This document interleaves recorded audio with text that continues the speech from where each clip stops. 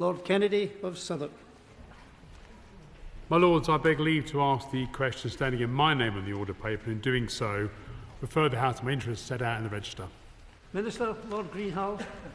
The Government is investing £5.1 billion to remediate unsafe cladding in residential buildings over 18 metres. The Building Safety Bill will require building owners to consider other cost recovery routes for remediation before passing them on to leaseholders.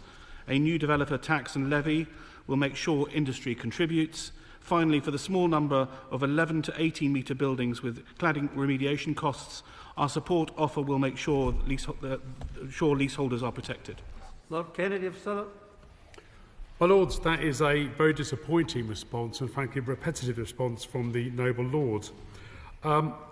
There's been a clear failure on the part of the Government to protect the innocent victims of this scandal, of the scandal in building safety.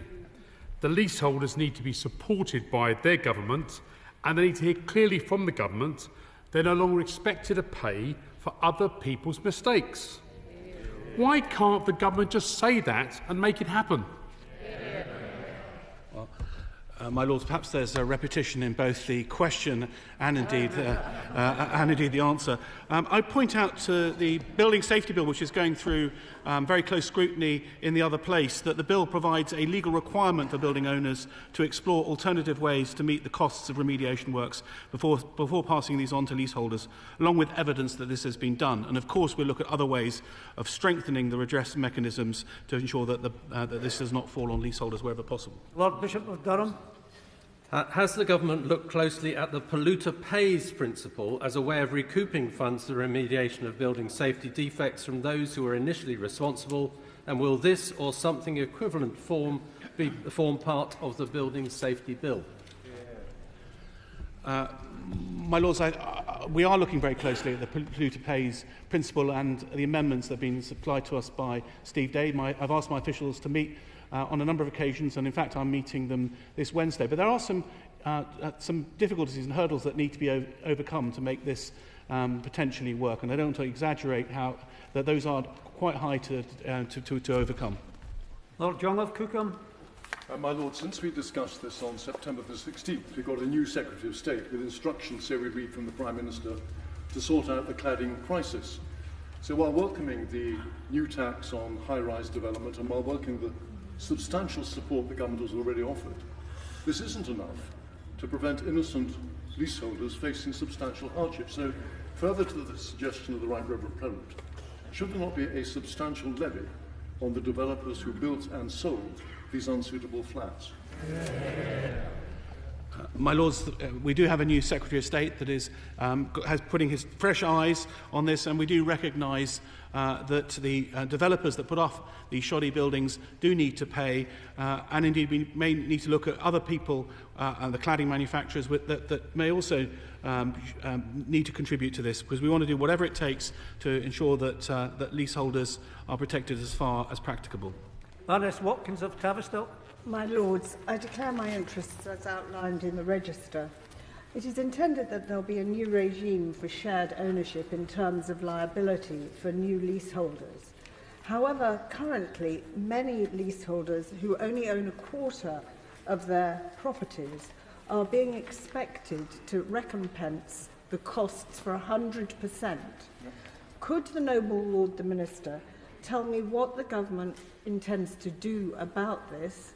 And if he can't, could he write to me, because there is considerable mental anguish amongst many shared owners, the majority of whom are essential public sector workers, such as paramedics, teachers and nurses.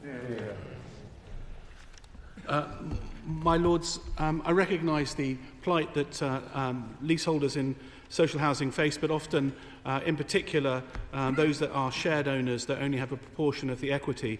And we made it part of the approach to funding for unsafe cladding beyond aluminium composite material, that those costs are borne by the registered social landlords if they aren't able to recoup the money from developers. And we'll continue to encourage that these people are protected wherever possible. Hendy. Lords, given the multiple failures of organs of the state revealed in the Grenfell Tower inquiry through failure to implement the findings of coroner's inquest, failures of the building regulations, failings of building control and so on, surely the obvious answer is for the government to establish a fund to pay out all those who deserve compensation and use its resources to sue those who are responsible.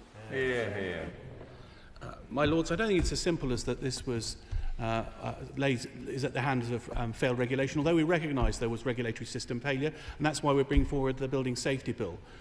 We have put a substantial amount of money towards remediation costs, and we will do what we can to pursue those that have caused this crisis in the first place. Baroness Pinnock. My Lords, a leaseholder in Leeds has received a remediation bill of £101,267 to be paid in the next 12 months. She has no access to the means to pay. What should Emily and thousands of other leaseholders do next?